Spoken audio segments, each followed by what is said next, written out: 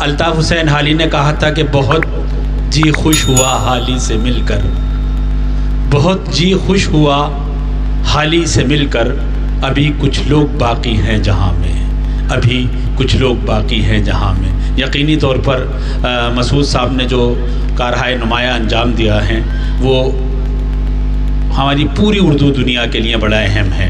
آئیے بہت جلدی میری فہرست میں صرف ایک نام مقرر کے طور پر ہے، اور پھر اس کے بعد میں اس کتاب کا اجرا ہوگا اور اس کے بعد شعراء حضرات تک پہنچیں گے ہم۔ بہت اچھے شاعر کی فہرست میرے ساتھ موجود ہے، اپنے اپنے حلقے میں بہت عمدہ شاعری ہمارے شعراء حضرات کر رہے ہیں۔ آئیے بہت ادب اور احترام کے ساتھ مولانا محمد عبدالجبار صاحب کے حضور پہنچنا چاہتا ہوں، ان سے گزارش کروں گا کہ وہ تشریف لائیں اور آج کی اس خوبصورت محفل میں اپنے خیالات کا اظہار کریں، اور اس کے بعد ہم اس سائنس اور مسلمان اس خوبصورت تصنیف کی رسم اجرا کی جائے گی، پھر شعراء حضرات تک میں پہنچوں گا۔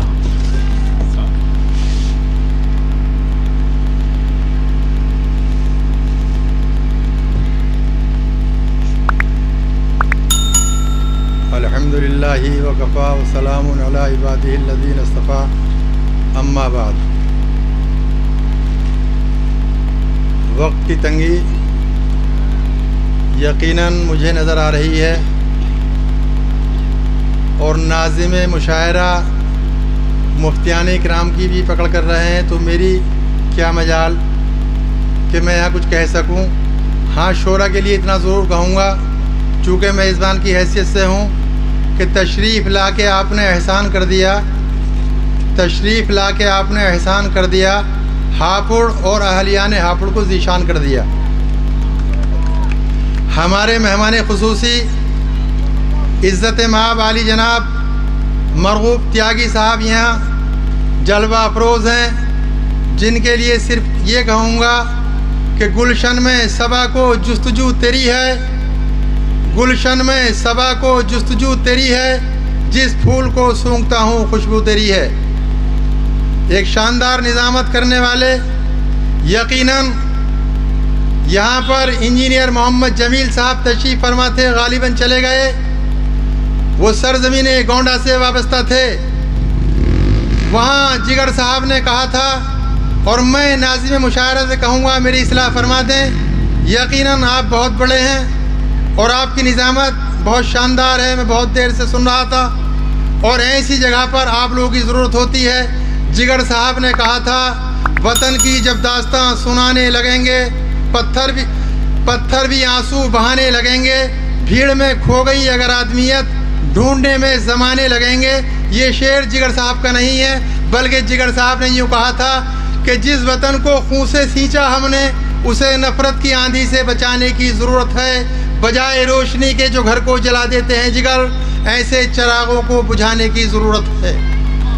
آج جن صاحب کی کتاب کا اجرا ہو رہا ہے وہ ایک بہت چھوٹے گاؤں کے رہنے والے ہیں، لیکن ان کا تعلق ایک ایسے خاندان سے ہے، ایک ایسے گھرانے سے ہے جس گھرانے نے تمام دنیا میں اپنے شاگردوں سے کام دلوایا ہے۔ مفتی محمد مستقیم صاحب جو یہاں پر استاد حدیث ہیں، اور مدرسہ خادم اسلام ہاپوڑ ہی نہیں بلکہ ہندوستان کا بہت بڑا ادارہ ہے۔ مفتی محمد مستقیم صاحب خود بھی مستقیم ہیں، اور ہمیں اور آپ کو سیدھے راستے پر چلنے کی دعوت دے کر گئے، اور بہت بڑی بات کہہ گئے۔ ان کے بعد مجھے کچھ کہنے کی ضرورت نہیں تھی، لیکن چونکہ قاری صاحب میرے چھوٹے بھائی ہیں، مفتی نظام الدین صاحب جو اس ادارے کے بڑے استاد ہیں، مفتی محمد مستقیم صاحب بہت بڑے استاد ہیں، میں صرف یہ بتلانا چاہتا ہوں، قاری مسعود صاحب کے والد بہت بڑے قاری قرآن اور بہت بڑے عالم ہیں۔ یہ 5 بھائی ہیں، ایک بھائی ان کے قاری صاحب قاری منصور رحمۃ اللہ علیہ، جنہوں نے دنیا کے کئی ملکوں میں قرآن کی خدمت انجام دی۔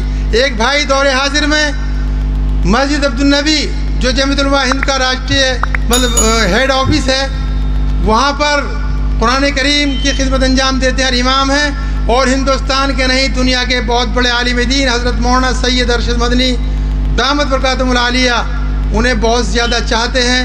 قاری مسعود صاحب آپ کے سامنے تشریف فرما ہیں، قاری فاروق صاحب جو ہمارے قاری معروف صاحب جو ہمارے جو ہے کہ ایک بہت بڑے ادارے میں کام کرتے ہیں، یہ علمی گھرانہ ہے۔ میں تو آپ حضرات کی کلام کو سننے کے لیے آیا ہوں، چونکہ شعراء کی زبان سے نکلے ہوئے الفاظ قوموں کے مستقبل کو طے کرتی ہیں۔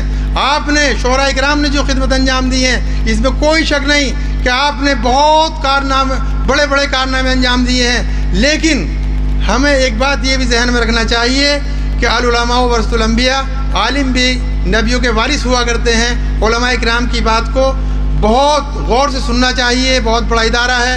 مجھے معاف کرنا، میں اس کتاب کے بارے میں صرف اتنا کہنا چاہتا ہوں، قاری صاحب نے ہمت کی ہے، اور اس شعر کا مصداق ہے کہ جلال آتش برق و سحاب پیدا کر، جلال آتش برق و سحاب پیدا کر، اجل بھی کانپ اٹھے و شباب پیدا کر، تو زمانے میں انقلاب کی آمد کا انتظار نہ کر، جو ہو سکے تو خود ہی انقلاب پیدا کر۔